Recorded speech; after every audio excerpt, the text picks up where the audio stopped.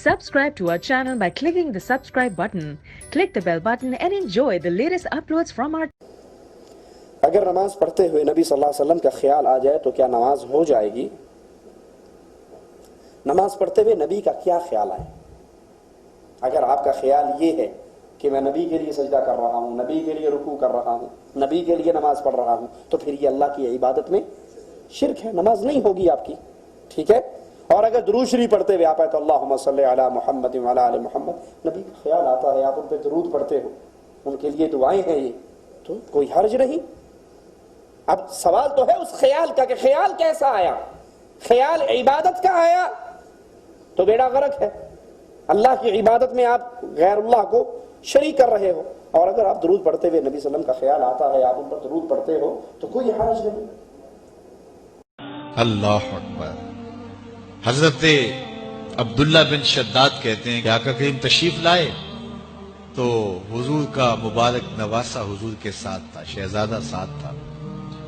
نماز کا وقت ہوا، اقامت ہوئی، حضور نماز پڑھانے کے لیے کھڑے ہوئے تو جب سجدے میں گئے تو حضور نے سجدہ اتنا طویل کر دیا کہ صحابہ کو لگا جیسے اللہ کا امر آ گیا، یعنی حضور علیہ السلام وصال کر گئے یا پھر حضور پر وحی کا نزول ہو رہا ہے، سجدہ طول پکڑتا جا رہا ہے۔ حضرت شداد بن ہاد کہتے ہیں کہ میں بھی نماز میں تھا، خیر میں نے سجدے سے سر اٹھا کے دیکھا تو کیا دیکھا کہ شہزادہ حضور کی پشت پہ بیٹھا ہوا ہے۔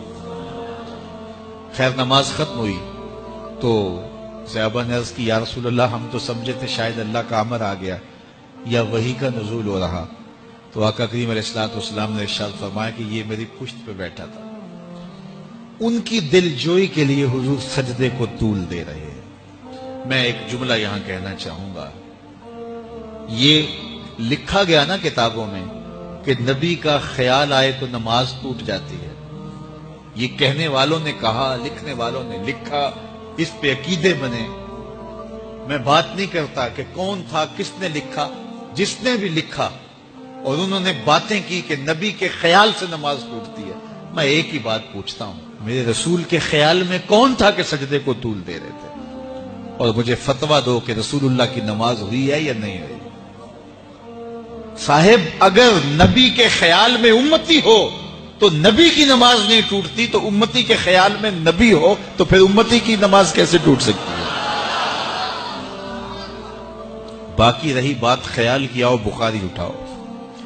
حضرت کعب بن مالک رضی اللہ تعالیٰ عنہ، یہ کون سے صحابی ہیں جن کی بخشش کا اعلان، توبہ کا اعلان اللہ نے قرآن میں کیا؟